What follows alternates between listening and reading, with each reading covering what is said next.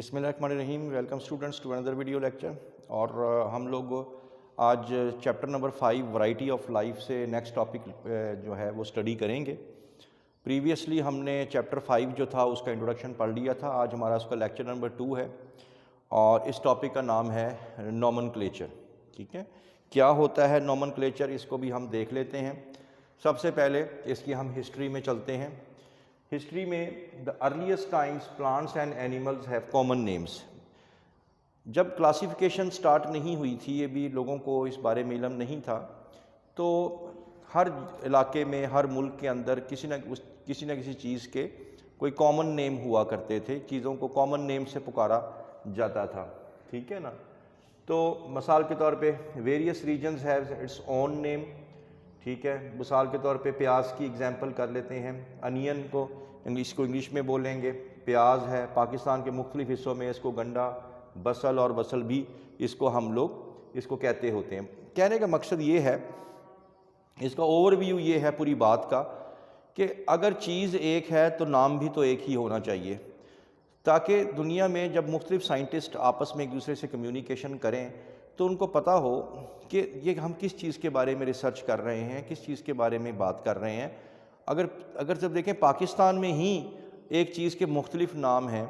ठीक है, इवन हम लोगों ने भी मतलब अगर अनियन का नाम सुना होगा, प्याज का नाम सुना होगा, गंडे का नाम भी सुना होगा, स्पेशली जो लोग पंजाब के इलाके में रहते हैं। बाकी नाम हमने भी नहीं सुने। तो कहने का मकसद ये है कि इसी तरह जब दुनिया के अंदर उसी चीज़ के मुख्तलिफ नाम होंगे तो कन्फ्यूजन क्रिएट हो जाएगी और हम लोग उस चीज़ को टिपिकली फोकस नहीं कर पाएंगे। ठीक है, डिफरेंट कंट्रीज़ में जैसे हमारे पास अमलतास है का प्लांट है, इसको अर्गवाद भी बोलते हैं, इसे गरमाला भी बोलते हैं, इसे गोल्डन शावर भी बोलते हैं, इसको पर्जिंग कैसिया भी बोलते हैं। अब आप ये देख लें, चीज़ एक है। ठीक है, अब ये तो ऐसे ही है जैसे एक शख्स है, एक शख्स का कोई नाम है और उसको स्कूल में कुछ और कहते हों, कॉलेज में कुछ और कहते हों, उसको मोहल्ले में कुछ और कहते हों, दुकानदार उसको कुछ और कहे, तो वो कन्फ्यूजन क्रिएट हो जाएगी कि हम किस स्पेसिफिक पर्सनैलिटी की बात कर रहे हैं। इतने डिफरेंट नाम तो हमें पहचानना ही मुश्किल हो जाएगा उस शख्स को। तो जब दुनिया के लेवल पे बात करेंगे तो दुनिया के लेवल पे तो और कन्फ्यूजन्स जो हैं क्रिएट हो जाएंगी।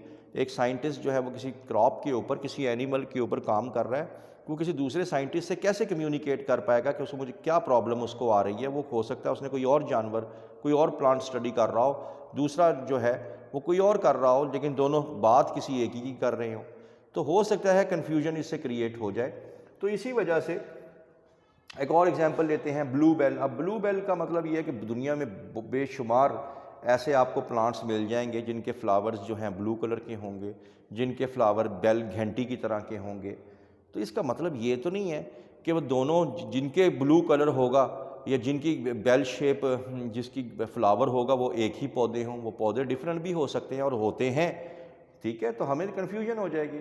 इसी तरह ब्लैक बर्ड। अब दुनिया में काले परिंदे, काले कलर के परिंदे बहुत हो सकते हैं। क्रोकरो तो है ही है, रेवन जो है, पहाड़ी कौवा जो है वो भी हो सकता है, लेकिन दोनों एक तो नहीं है, दोनों डिफरेंट है, ना सिर्फ स्ट्रक्चर में, ठीक है, बल्कि अपीयरेंस वगैरह के अंदर भी वो डिफरेंट नज़र आते हैं। इसके अलावा अगर एक और गलती देखें, फ़िश की एग्जांपल ले लेते हैं। अब जो बायोलॉजिस्ट होते हैं, बायोलॉजिस्ट कहते हैं कि फ़िश क्या है, कहते हैं कि ऐसा जानवर जिसमें ये 3 खूबियाँ हों उसको आप फ़िश कहने में आपको कोई कबाहत नहीं होनी चाहिए। वो क्या है जी? एक उसमें वर्टिब्रल कॉलम हो, रीढ़ की हड्डी हो। दूसरा, उसके अंदर एक्सचेंज ऑफ गैसेस के लिए गिल्स हों, पानी के अंदर वो ऑक्सीजन ले सके, कार्बन डाइऑक्साइड दे सके, और तैरने के लिए उसमें फिन्स हों। अगर किसी जानवर के अंदर ये 3 चीज़ें हैं, यानी वर्टिब्रल कॉलम है, गिल्स हैं और फिन्स है, तो उसको मछली कहने में कोई हर्ज नहीं है। लेकिन अब हम अपनी गलतियाँ देखें कि अब सिल्वर फिश एक क्या है? एक इंसेक्ट है। क्रे फिश है, जेली फिश है, स्टार फिश है। इनके अंदर ये क्वालिटीज़ नहीं पाई जाती, ना वर्टिब्रल कॉलम है, ना फिन्स हैं, ना गिल्स हैं। तो इनको हम लोग क्यों फ़िश कहते हैं फिर? इसका मतलब है कि कोई कन्फ्यूजन है, कोई गलतियां हैं हमारे अंदर, जो कि हम लोग रॉली इसको या इसको हम लोग विदाउट साइंटिफिकली इन नामों को हम बोलते हैं, हालांकि ये ना फ़िश नहीं है। ठीक है, यहाँ पे आपका एक MCQ भी आता होता है कि सिल्वर फिश जो है ये क्या है? एक इंसेक्ट है। ये आपका MCQ बनेगा। तो कहने का मकसद ये है कि जो चीज़ें गलत होती हैं उनको रेक्टिफाई करने की ज़रूरत होती है। जब हम बात करते हैं साइंस की तो सारी चीज़ें साइंटिफिकली चल रही होती हैं। साइंस की चीज़ों को लेके चलेंगे तो उसमें गलतियों की गुंजाइश कम होगी और साइंस की जो तरक्की है, उसकी जो प्रोग्रेस है वो बढ़ जाएगी। तो इसी को हम लोग कहते हैं कि कॉमन नेम्स आर जो है वो क्रिएट कन्फ्यूजन, यानी कॉमन नेम्स जो है वो कन्फ्यूजन क्रिएट करते हैं। बड़ा मसला हो सकता है, बड़ी परेशानियां हो सकती हैं, कोई डिज़ास्टर हो सकता है।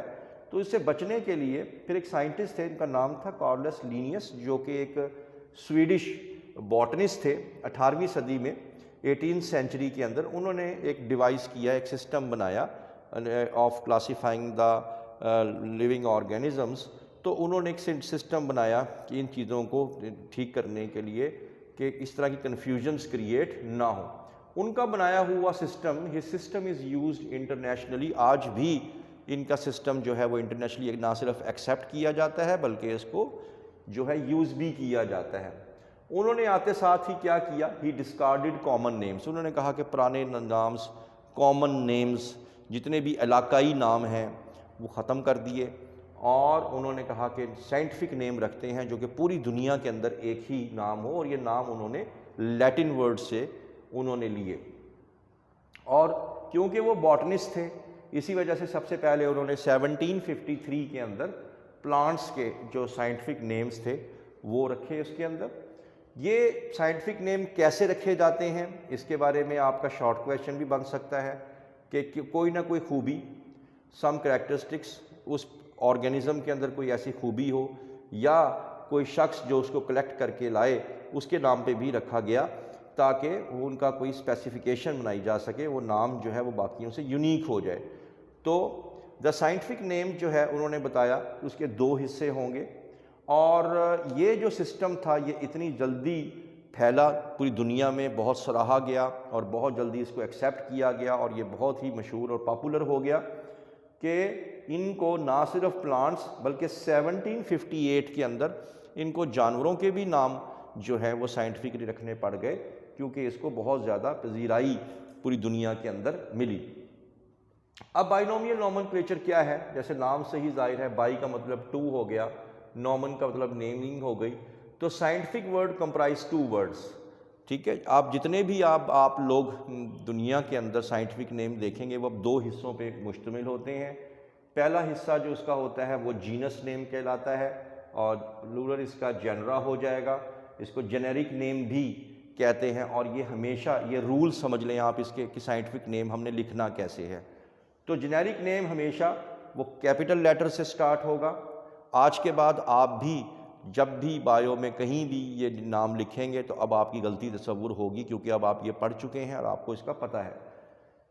जबकि स्पेसिफिक नेम एक होता है, जेनेरिक नेम के बाद एक होता है specific name, follows the generic name and starts from smaller letter. जबकि ये जो नाम है स्पेसिफिक नेम, ठीक है, ये या स्पीशी नेम, ये हमेशा स्मॉलर लेटर से स्टार्ट होगा। तो जेनेरिक नेम कैपिटल से स्टार्ट होगा और स्पीशी नेम जो है वो स्मॉलर लेटर से स्टार्ट होगा।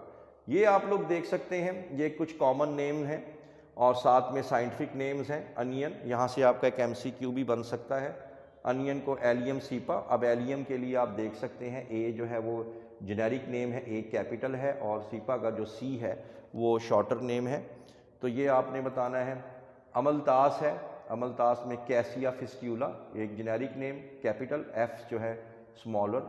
ह्यूमन के लिए होमो सैपियंस, एच जो है वो कैपिटल और एस जो है वो स्मॉलर। पोटैटो के लिए सोलोनम ट्यूबरोसम और ब्रिंजल के लिए सोलोनम मिलेंगना। तो आपने देखा कि इनको हमने 2-2 हिस्सों में तकसीम किया। पहले वाला जेनेरिक नेम, दूसरा स्पेसिफिक या स्पीशी नेम रखा हुआ है और जेनेरिक नेम को हमने कैपिटल से और स्पेसिफिक नेम को हमने स्मॉलर से किया। और ना सिर्फ इनको हमने 2 हिस्सों में तकसीम किया बल्कि आपने इसको या तो अंडरलाइन करना है या इसको अटैलिक करना है, क्योंकि ये भी आप लोगों की गलती कंसीडर होगी अगर आप इसको मुकम्मल इस तरह नहीं लिखेंगे। और इसमें स्पेलिंग मिस्टेक बिल्कुल भी अलाउड नहीं है, ये बिल्कुल एग्जैक्टली ई का ए भी हो जाएगा तो ये गलत तस्वुर होगा, ठीक है। तो ये आप लोगों ने बताना है। अच्छा, एक बात तो आपकी बुक और कहती है कि अगर 2, जैसे ये पोटैटो है, ये ब्रिंजल है, दोनों का जो नाम है, इसके दोनों का जेनेरिक नेम क्या है, सोलोनम स्लोनम। इसका मतलब ये हुआ कि दोनों का कोई क्लोज रिजेम्बलेंस है, ठीक है। इनका during the process of evolution इनका जो आप एंसेस्ट्रल हिस्ट्री अगर देख लें तो इनकी बहुत क्लोज रिलेशनशिप होगा, इसी वजह से दोनों का जेनेरिक नेम सेम है। हाँ, आगे स्पीशी नेम इसका डिफरेंट है, सोलेनम ट्यूबरोसम है, दूसरा सोलेनम मेलेंगना है। उसके बाद initially classification was based on appearance, और क्योंकि शुरू में हर चीज़ जो होती है रॉ तरीके से चल रही होती है, कोई साइंटिफिक बेसिस नहीं होती।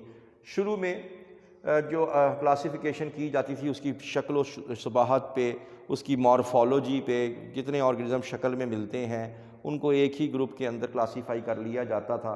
लेकिन आज ऐसा नहीं है, क्योंकि with the advancement of scientific knowledge आज हम लोग क्लासिफिकेशन के लिए और चीज़ों का भी हम सहारा लेते हैं। मिसाल के तौर पे साइटोलॉजी है, सेल्स के बारे में स्टडी करते हैं।